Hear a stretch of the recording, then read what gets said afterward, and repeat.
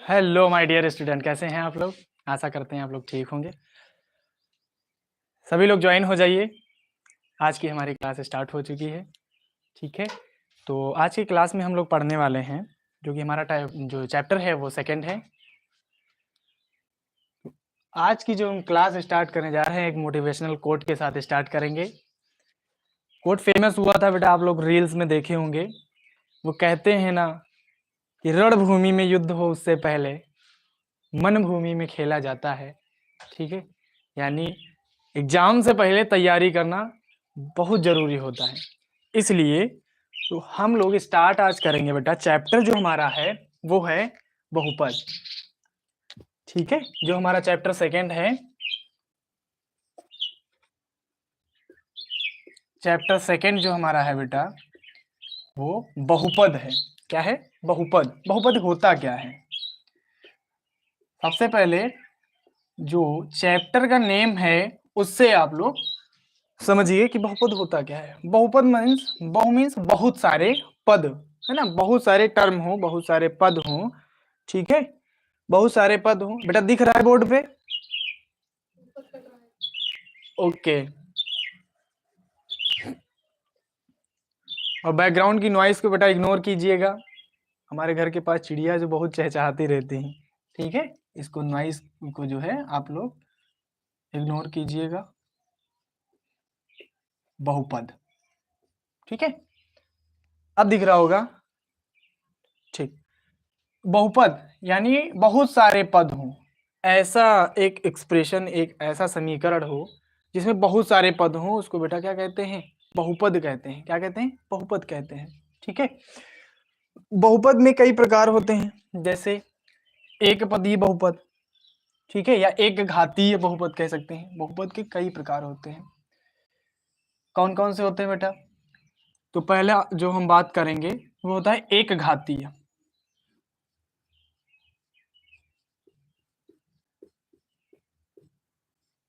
एक घातीय बहुपद, ठीक है। दूसरा द्विघातीय बहुपद,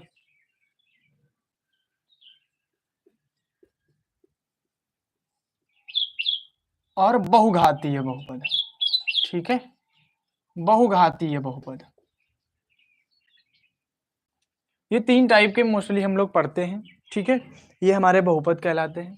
अब बहुपद का जो मूल रूप होता है, बहुपद का मूल रूप, बहुपद का जो मूल रूप है वो बेटा होता क्या है? तो उसको हम लिखते हैं a x square plus b x plus c is equal to 0। अच्छा, 0 अगर ना लगाएं तब भी कोई दिक्कत नहीं है। तो ये हमारा बेसिक हो जाएगा, इसका बेस है ना, मूल रूप हो जाएगा बहुपद का। ठीक है, बहुपद का जो मूल रूप है क्या है? A x square plus b x plus c, ये हमारा बहुपद का मूल रूप हो जाता है। जितने भी बहुपद दिए होंगे, चाहे वो एक घाती हो, द्विघाती हो, त्रिघाती हो, ठीक है, इन सब, या फिर बहुघाती हो, ये सभी इसी फॉर्मेट में दिए गए होंगे। ठीक है, ये जो इसका बेस है, मूल रूप है, इसी रूप में दिए जाते हैं। ठीक है, फिर नेक्स्ट बात करते हैं हम लोग, एक घाती बहुपद क्या होता है। इसका एग्जाम्पल से बात समझते हैं, एक घाती बहुपद होते क्या है। ठीक है, तो एक घाती बहुपद की बात अगर करें हम, तो एक घाती में ऐसा बहुपद जिसकी घात एक हो। ठीक है, जैसे दिया गया हो 2x प्लस 3, ये कैसा घात है? नहीं बेटा, यहाँ पे 2x केवल लिख लें। ठीक है, ये कैसा है बेटा? 2x प्लस 3, ये कैसा हो जाएगा? एक घातीय बहुपद। ठीक है, फिर अगर द्विघातीय बहुपद की बात करते हैं हम लोग, तो द्विघातीय बहुपद में क्या हो जाता है? ऐसा बहुपद जिसका घातांक 2 हो। ठीक है, प्लस 2x प्लस 3, ये कैसा बहुपद हो गया बेटा? द्विघातीय बहुपद हो गया। ठीक है, ऐसा बहुपद जिसमें घात जो हो वो कितनी हो? 2 हो। ठीक है, वो द्विघातीय बहुपद कहलाते हैं। एक घाती हमने कहा, क्यों कहा इसको? क्योंकि x जो है इसकी घात कितनी है? 1 है। ठीक है, तो ये एक घाती हो गया। ये द्विघाती बहुपद है क्योंकि बहुत सारे टर्म हैं इनमें, तो ये बहुपद हो गए। ठीक है, फिर आ जाते हैं बहुघातीय। बहुघाती की बात करते हैं तो बहुत सारी घात हो, जैसे लिखा हो 7x की power 4 plus 5x cube plus 2x square plus 7x plus 7, ऐसा कोई बहुपद दिया गया है तो ये बेटा कैसा हो जाएगा, बहुघातीय बहुपद हो जाता है। ठीक है, कैसा हो जाता है, बहुघातीय बहुपद हो जाता है। फिर अब इसमें एक बात और आती है बेटा, घातांक क्या होता है और गुणांक क्या होता है। क्या बात आती है बेटा, घातांक और गुणांक। तो अगर हम घातांक की बात करते हैं तो घातांक की बात अगर करेंगे तो घातांक क्या होता है, घातांक जैसे इस बहुपद में अगर हम देखें, इसमें अगर हम ध्यान दें इसमें, तो घात जो होगी है ना, सबसे बड़ी घात जो बहुपद दिया गया होगा उसकी सबसे हाईएस्ट घात जो होगी वो घातांक कहलाता है। क्या कहलाता है, घातांक, बहुपद की घात,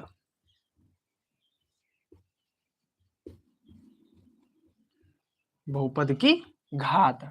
ठीक है, वो घातांक कहलाती है। फिर गुणांक क्या होता है, दूसरी बात आती है बेटा गुणांक की। गुणांक क्या होता है,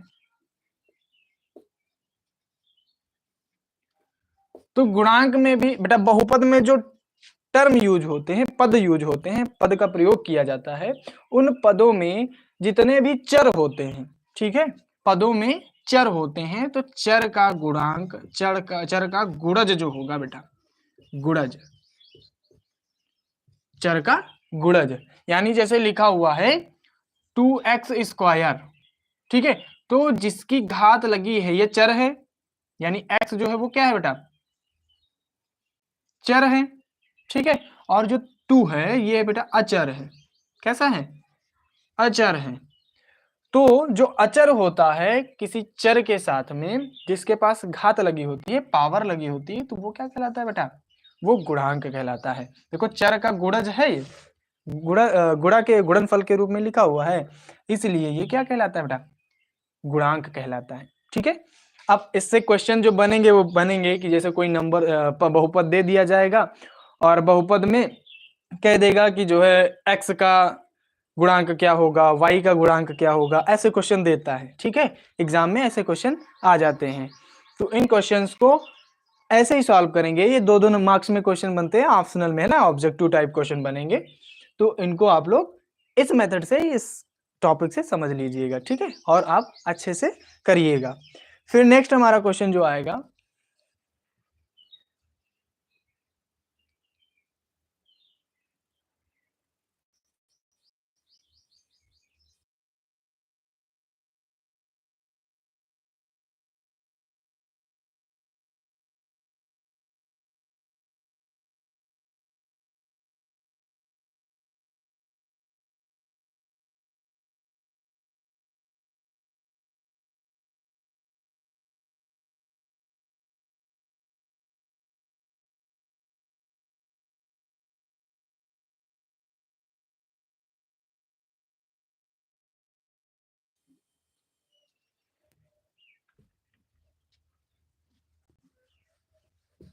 अब आ जाते हैं बेटा नेक्स्ट टॉपिक की ओर।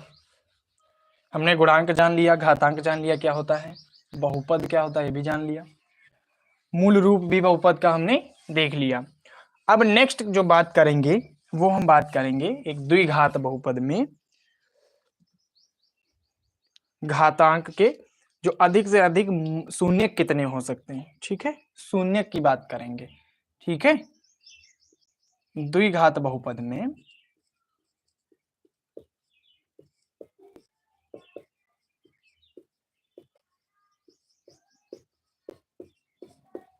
द्विघात बहुपद में शून्यक,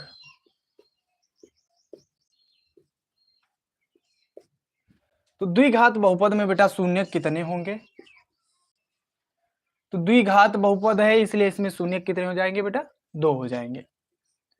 कितने शून्यक होंगे, तो अधिकतम 2 शून्यक होते हैं। कितने, 2 होते हैं। ठीक है, उन शून्यकों को अगर त्रिघात बहुपद है तो अधिकतम शून्यक 3 होंगे। अगर यही द्विघात की जगह पे त्रिघात है, जितनी घातें होंगी उतने शून्यक होते हैं। ठीक है, त्रिघात बहुपद में शून्यक कितने होंगे,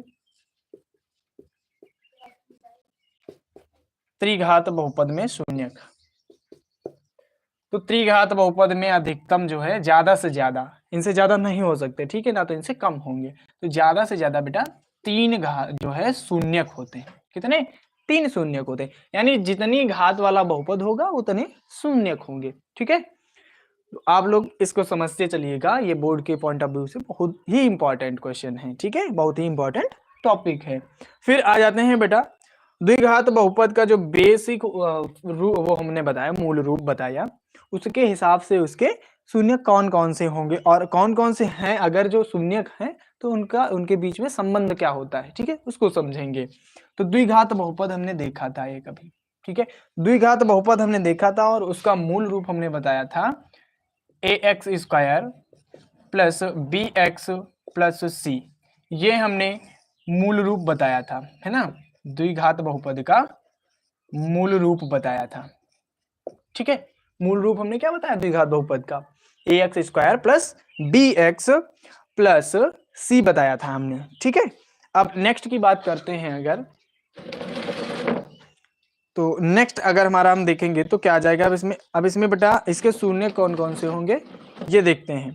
ठीक है, तो शून्य इसके देखेंगे, अगर द्विघात जो बहुपद है, ये तो हमने शून्यकों की बात कर ली, कितने होते हैं कितने नहीं होते हैं। ठीक है, नेक्स्ट अब हम आ जाते हैं,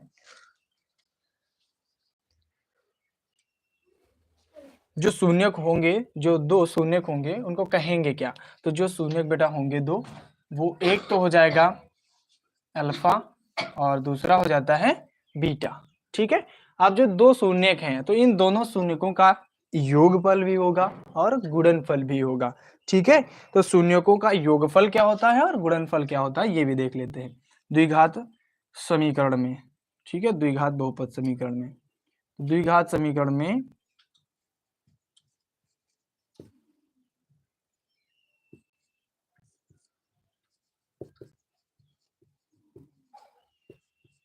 द्विघात बहुपद में शून्यकों का योग,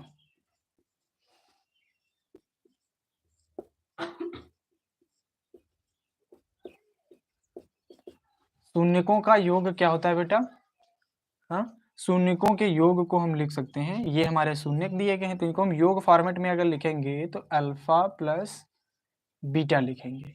ठीक है, अल्फा प्लस बीटा लिखने का मतलब क्या हुआ? अल्फा प्लस बीटा लिखेंगे तो जो हमारा बी लिखा हुआ है और ए है, इन दोनों का जो भागफल होगा वो अल्फा प्लस बीटा हो जाता है। ठीक है, यानी जो बी होगा और ए होगा, द्वितीय पद और प्रथम पद का जो गुणांक है, ठीक है, द्वितीय पद और प्रथम पद का जो गुणांक है उनके भागफल को हम शून्यकों का योगफल कहते हैं। ठीक है, फिर आ जाते हैं, दूसरा हमारा है शून्यकों का गुणनफल। द्विघात बहुपद में शून्यकों का गुणनफल, शून्यकों का गुणनफल, शून्यकों का गुणनफल क्या होगा? Alpha multiply beta. तो अल्फा मल्टीप्लाई बीटा क्या हो जाता है बेटा? जो हमारा कांस्टेंट है इसको ले लेंगे, ठीक है, सी हो जाएगा अपॉन ए हो जाता है। ठीक है, यानी बहुपद का तीसरा पद और प्रथम पद का गुणनका, है ना, तो प्रथम और तीसरे पद के जो गुणन का भागफल होगा वो बेटा शून्यकों के गुणनफल को दर्शाता है। ठीक है, ये हमारे दोनों फार्मूले हाईलाइटेड हैं, यही दोनों फार्मूले से जो क्वेश्चन बनने वाले हैं उन क्वेश्चंस को ही बोर्ड में ज़्यादा प्रेफर किया जाता है। ठीक है, ये क्वेश्चन हाईलाइटेड रहते हैं, दोनों फार्मूलों से बनने वाले क्वेश्चन, तो इनको जो है ध्यान में रखना और याद कर लीजिएगा। ठीक है, फिर नेक्स्ट आ जाते हैं, अगर 3 बहुपद है, त्रिघाती बहुपद है, तो क्या होता है इसमें? अगर त्रिघाती बहुपद है तो इसका बेस भी चेंज हो जाएगा, मूल रूप भी चेंज हो जाएगा। ठीक है, और उनका योगफल और गुणनफल में भी संबंध चेंज हो जाएगा, बदल जाएगा। ठीक है, वो देखते हैं उसमें चेंज होगा तो क्या हो जाएगा।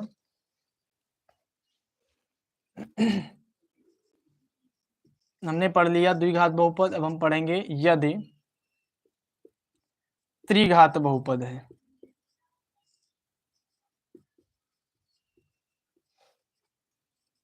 त्रिघात बहुपद में शून्य कौन कौन से होंगे बेटा? अगर हम शून्य की बात करें इसमें त्रिघाती बहुपद में, तो शून्य बेटा 3 हो जाएंगे। एक तो अल्फा होगा, एक बीटा होगा और एक गामा हो जाएगा। ठीक है, एक कौन सा हो जाता है बेटा? गामा हो जाता है। ठीक है, ये 3 शून्यक हो जाते हैं। अब इन शून्यकों का योगफल की बात अगर हम करें त्रिघात बहुपद में,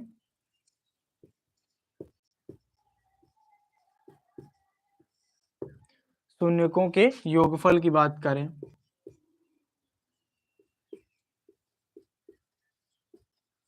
शून्यकों का योगफल क्या होता है?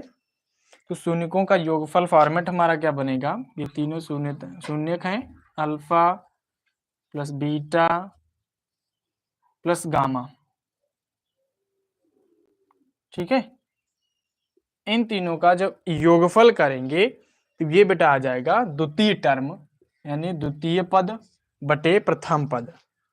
ठीक है, जब त्रिघाती बहुपद है तो 3 घात वाला जो मूल रूप होगा, ठीक है, ax³ plus bx² plus cx plus d, ये मूल रूप होता है। त्रिघाती बहुपद का मूल रूप क्या होता है बेटा?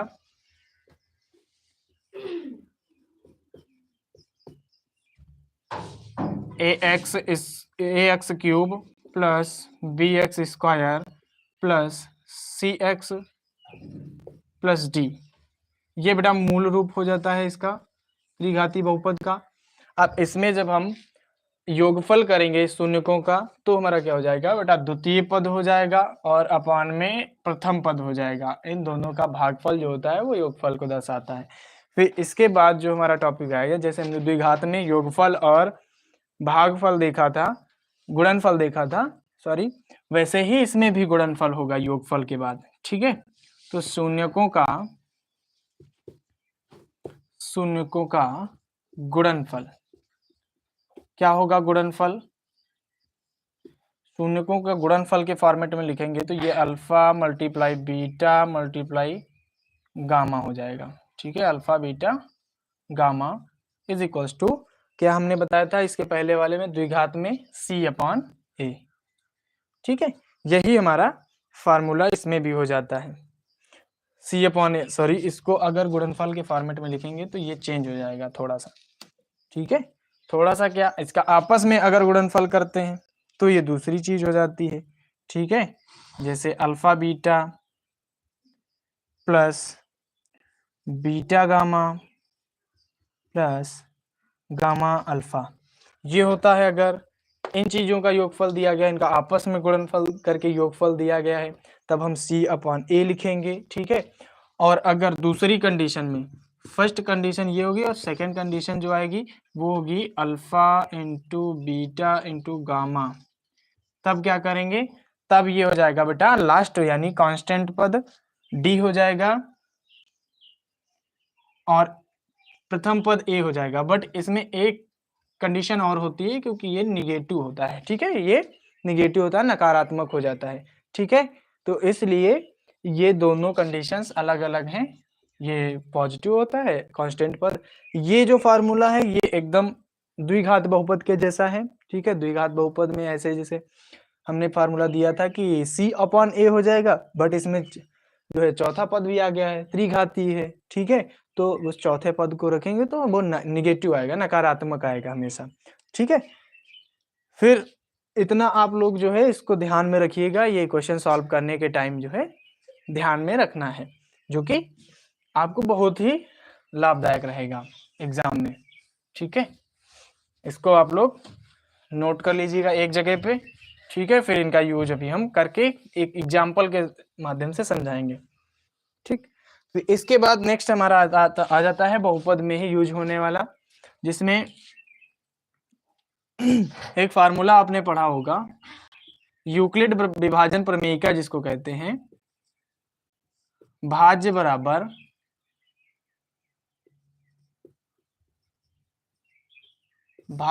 भाजक गुणे भागफल प्लस शेषफल। ठीक है, ये जो हमने प्रमेयिका बताई इसका यूज हम लोग करेंगे क्वेश्चन को सॉल्व करने के लिए, ठीक है। इसको हम अगर अपग्रेडेड फॉर्म में, अगर उसमें भाज्य और भाजक के फॉर्मेट में अगर हम एक एक्सप्रेशन के लिए लिखें तो इसको हम लिखेंगे पी एक्स बराबर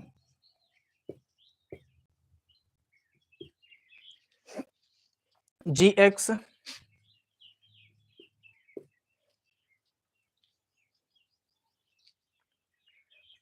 जी एक्स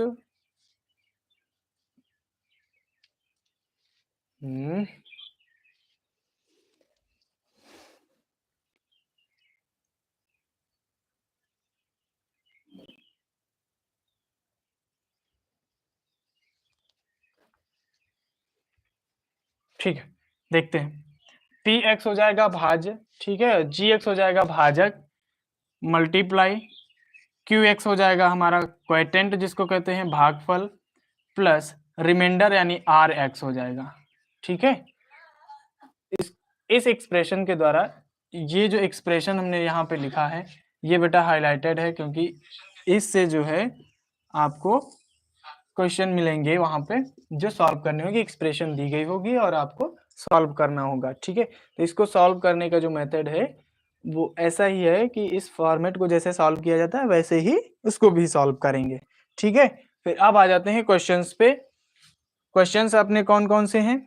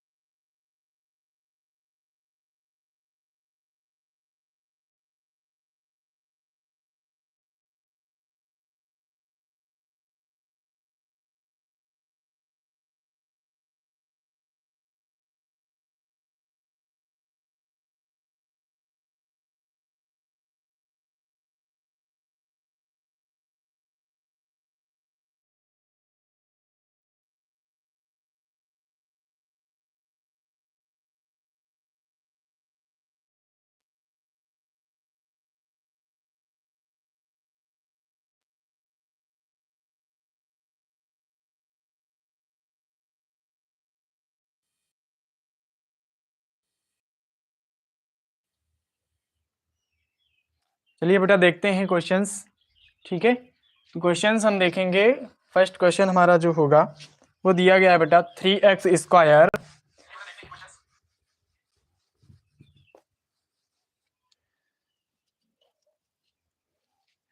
फर्स्ट क्वेश्चन हमारा क्या दिया गया है, जो कि प्रीवियस ईयर में पूछा भी जा चुका है, हम अनसॉल्व ले रहे हैं, ठीक है बेटा। जो कि अनसॉल्व के इंपॉर्टेंट क्वेश्चन है, जो आप लोग इनको देखेंगे तो हो सकता है एग्जाम में रिपीट हो जाते हैं बार बार, ठीक है, तो आपका ही लाभ होगा इसमें। क्वेश्चन हमारा है, अगर बहुपद एक है,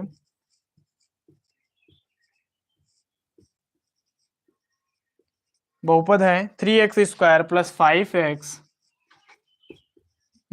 - 2,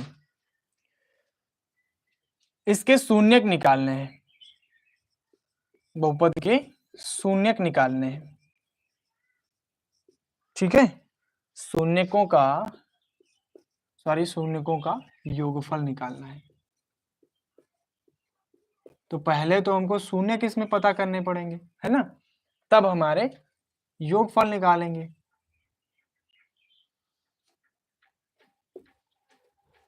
तो योगफल क्या होगा इसका, इसके लिए सबसे पहले हम शून्यक निकालेंगे। तो शून्यक निकालने के लिए हम लोग सबसे पहले तुलना कर लेते हैं इसकी, जो हमारा मूल रूप हमने बताया था, इससे तुलना करेंगे इसकी। द्विघात है क्योंकि दो घात लगी हुई है, तो एक ऐसा समीकरण है बेटा, ये आप लोगों को देखकर समीकरण को पता चल रहा होगा कि ये द्विघात समीकरण है। ठीक है, ये द्विघात समीकरण है। तो ये इसको हम तुलना कर लेंगे, a x square plus b x plus c. इससे जब तुलना करते हैं इसकी,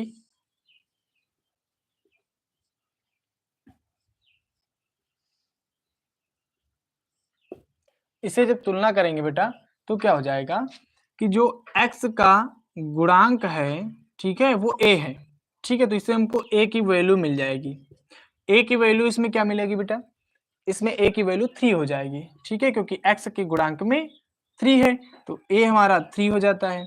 ठीक है, फिर b की वैल्यू कितनी हो जाएगी, बोलो बेटा। तो b की वैल्यू जो होगी वो x के गुणांक में जो है, ठीक है, x के गुणांक में जो है वो b होगा। तुलना करने का मतलब यही हुआ ना कि सापेक्ष दिखने वाला। ठीक है, सापेक्ष दिखने वाला। तो x का गुणांक जो है वो 5 है, तो वो b की वैल्यू हो जाएगी। ठीक है, वो किसकी वैल्यू हो जाएगी बेटा, b की वैल्यू हो जाएगी। ऐसे ही c की वैल्यू क्या होगी, तो c के साथ में क्या लिखा हुआ है, यहाँ पे माइनस का 2 लिखा हुआ है। क्या लिखा है बेटा, माइनस का 2 लिखा हुआ है, तो ये माइनस का 2 हो जाएगा। तो ये हमने वैल्यू निकाल ली।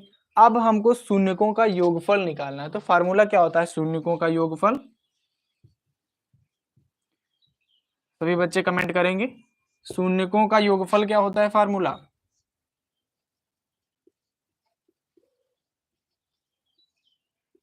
बोलो बेटा। शून्यकों का योगफल फार्मूला क्या होता है, माइनस बी अपॉन ए। ठीक है, फार्मूला क्या होता है, माइनस बी अपॉन ए होता है। ठीक है, तो इस फार्मूले में हम वैल्यू पुट कर देंगे और आंसर आ जाएगा। तो b की वैल्यू कितनी है, 5 है, तो -5 हो जाएगा। a की वैल्यू हमारी 3 है, ये 3 हो जाएगा। ठीक है, यही हमारा आंसर हो जाएगा। ठीक है, तो शून्यकों का योगफल। अच्छा, इसी में अगर शून्यकों का गुणनफल दिया होता तो क्या करते, शून्यकों का गुणनफल भी हम इसी में देख लेते हैं।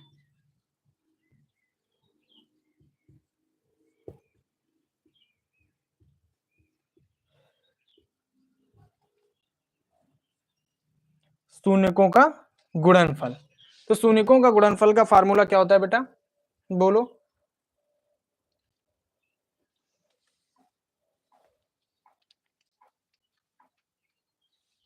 शून्यकों के गुणनफल के फार्मूले की अगर बात हम करें तो इसमें बेटा c हो जाता है और a हो जाता है, यानी b की जगह पे क्या आ जाता है, c अपॉन a हो जाता है। ठीक है, तो ये अगर फार्मूला है तो इसको हम बेटा सॉल्व करेंगे। क्या हो जाएगा, ये क्वेश्चन क्या है आपका, क्वेश्चन हमारा बेटा है, ये दिया गया है, इसमें c की वैल्यू -2 दी गई है और a की वैल्यू 3 है, तो ये बेटा हो जाता है गुणांक।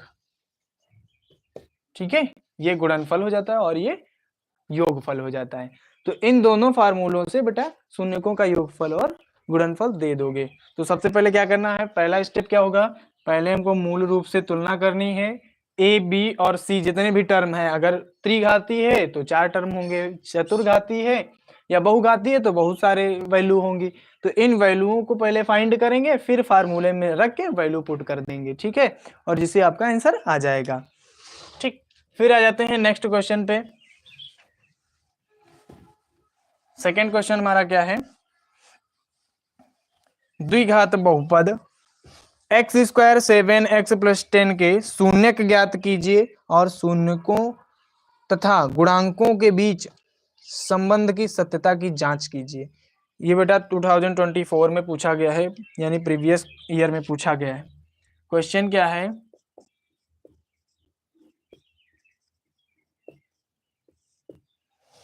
द्विघात बहुपद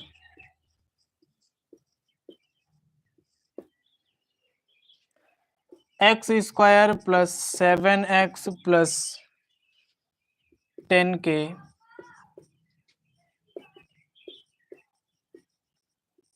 शून्यक बताइए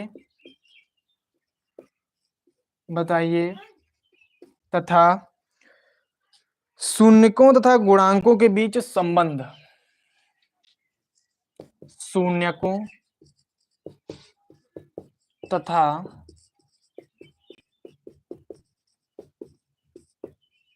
गुणांकों के बीच संबंध की सत्यता, संबंध की सत्यता हो या संबंध जांच कीजिए, ठीक है, सत्यता की जांच। ऐसे क्वेश्चन अगर आता है बेटा एग्जाम में तो आप लोग क्या करेंगे, पहले शून्य ज्ञात करने के लिए सीधा सा सबसे पहला जो रूल है, स्टेप है, वो यही है कि जो मूल रूप है उससे उसकी तुलना करेंगे, ठीक है। क्या करेंगे बेटा, तुलना करेंगे। और इसका दूसरा तरीका भी होता है, जो यहाँ पे एक्सप्रेशन दी गई है उसको आप लोग लिखेंगे, ठीक है, 7x + 10। इसको लिखने के बाद जैसे हम समीकरण को सॉल्व करते हैं वैसे करेंगे, ठीक है। जैसे यहाँ पे 10 लिखा हुआ है तो इसके अगर हम गुणनखंड कर लें तो क्या आएगा, 2 पंचे 10, 5 एकम 5, ये हो जाता है, ठीक है। अब इन दोनों का अगर मल्टीप्लाई करेंगे तो 10 आएगा, ठीक है। यहाँ पे लिख लेते हैं 5 × 2, इनका अगर गुणा करेंगे तो 10 आएगा, ठीक है। बट इनको अगर ऐड कर दें, प्लस कर दें तो ये 7 आ जाता है। और हमको लाना कितना यहाँ पे बेटा, 7 लाना है, यानी 5x, 5 के साथ x को रख लें और 2 के साथ x को रख के ऐड कर दें तो 7x आ जाएगा, ठीक है। तो ये क्या बन जाएगा बेटा, ये बन जाएगा x² + 5x + 2x + 10, ये हो जाता है, ठीक है। आप इसमें जो है कॉमन ले लेंगे और ये शून्य निकल आएंगे, ठीक है। सबसे पहले क्या करेंगे, x कॉमन ले लो, इसमें कितना आएगा, x कॉमन लेने पर बताएंगे सभी बच्चे, ठीक, कमेंट में बताते रहिए बेटा। x कॉमन लेंगे तो बचेगा x + 5, ठीक है, प्लस 2 कॉमन लेंगे तो बचेगा x + 5, ठीक है। तो ये हो जाएगा x + 5, यहाँ पे भी कॉमन है तो इधर लिख लेंगे इसको, और ये हो जाएगा x + 2। ये दोनों वो समीकरण निकल के आए, इसके शून्य निकल के आए, इनको x 0 के इक्वल कर लेंगे। किसके इक्वल करेंगे, इन दोनों को 0 के इक्वल करेंगे तो ये हो जाएगा x + 5 = 0 और इधर हो जाएगा x + 2 = 0, ठीक। ये दोनों आने पर अब इनको हम ट्रांसफर करेंगे तो x = -5 आ जाएगा, एक वैल्यू आ गई, ठीक। दूसरी वैल्यू क्या आएगी, x = -2 आ जाएगी, ठीक। ये दोनों वैल्यू आ गई। इन दोनों वैल्यू को अब हम जो है उसमें मानक जो है शून्य मान लेते हैं, ठीक है। इसका शून्य जो है मान क्या आएगा बेटा, शून्य मान लेते हैं, ठीक। फिर क्या करेंगे, जब 0 को मान लिए तो इसको हमने सॉल्व कर लिया। अब इसको सॉल्व करने के बाद हमारे पास 2 शून्य आ गए, ठीक है। ये हमारे क्या आ गए बेटा, शून्य आ गए। आप इन शून्यकों के बीच संबंध जो है स्थापित करेंगे, सत्यता की जांच करेंगे। तो इसके लिए हमको 2 चीजें निकालनी होंगी, एक तो शून्यकों का योगफल,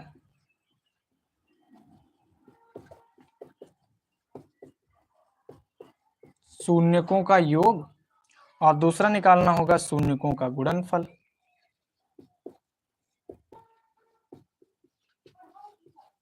शून्यकों का गुणनफल, ये दोनों चीजें बेटा निकालेंगे।